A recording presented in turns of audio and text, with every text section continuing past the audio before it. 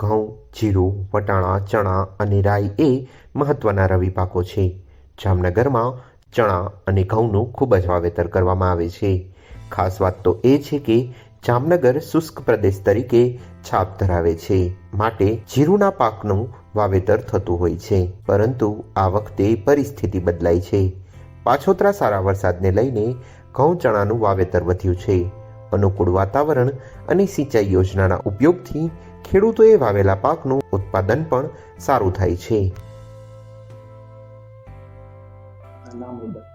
નમસ્કાર, હું જિલ્લા ખેતીવાડી અધિકારી રીતેશ ગોહેલ.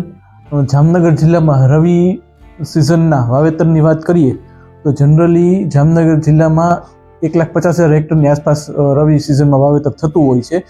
છેલ્લા 3 વર્ષના આંકડા જોઈએ તો હાલ જામનગર જિલ્લામાં 39,455 હેક્ટર જેટલું વાવેતર પૂર્ણ થયું છે, જેમાં મુખ્યત્વે 7,900 હેક્ટર જેવા ઘઉં, ત્યારબાદ ચણા સૌથી વધુ 17,000 હેક્ટર જેટલા, ઉપરાંત જીરું 6,600 હેક્ટર અને ધાણા 6,800 હેક્ટર. આ ઉપરાંત શાકભાજી, લીલો ચારો અને રાઈ જેવા પાકોનું વાવેતર પણ કરવામાં આવે છે. એ દર વર્ષની સિઝન જોઈએ એની સાપેક્ષમાં આ વર્ષે વાવેતર થોડું લેટ છે, કેમ કે ચોમાસું સિઝન પાછળ ચાલી અને મગફળીની સિઝન પણ લેટ હતી. એના લીધે થોડું વાવેતર લેટ છે, 1 મહિના જેટલું લેટ થયેલું છે અને હજી ડિસેમ્બર એન્ડ સુધીમાં લગભગ સંપૂર્ણ વાવેતર પૂર્ણ થશે શક્યતા છે. અને જામનગર જિલ્લામાં વરસાદ પણ આ વખતે પાછળથી પણ સારો પડેલો, તો હાલ શિયાળુ પાક તો એમના જે એવરેજ વાવેતર છે એટલું થવાની સંભાવના છે.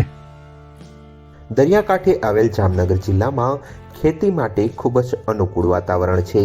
જામનગર જિલ્લાના ખેડૂતોના મુખ્ય પાક મગફળી, કપાસ, ઘઉં, ચણા, અજમો અને ડુંગળી છે.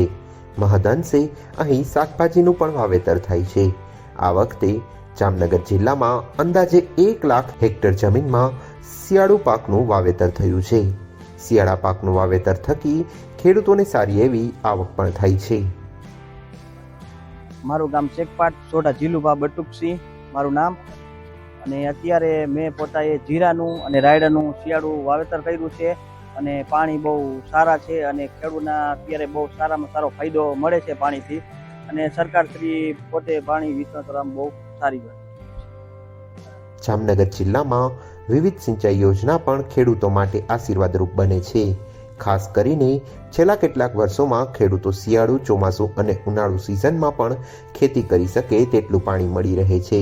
જામનગર જિલ્લામાં ઊંડ 1, 2, રૂપારેલ સિંચાઈ યોજના, આજી 3 નદી સહિત અનેક સિંચાઈ યોજના છે, જેમાંથી ખેડૂતો જરૂરિયાત પ્રમાણે પાણી મેળવી પાકનું ઉત્પાદન કરી શકે છે.